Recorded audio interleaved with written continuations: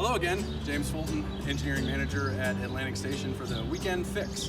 This week we're going to talk about how to replace windshield wiper blades. In this case we've got a 2015 Kia Optima and it has seen some excessive wear on the blades.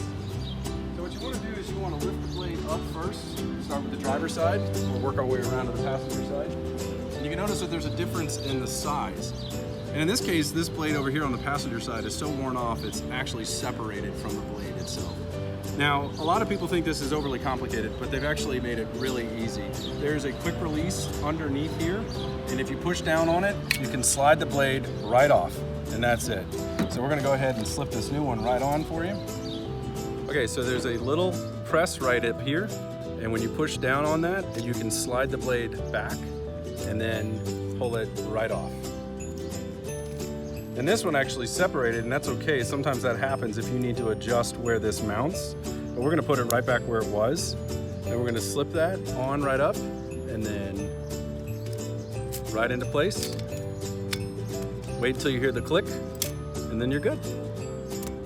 Pretty simple, right? Less than about a minute for all of that.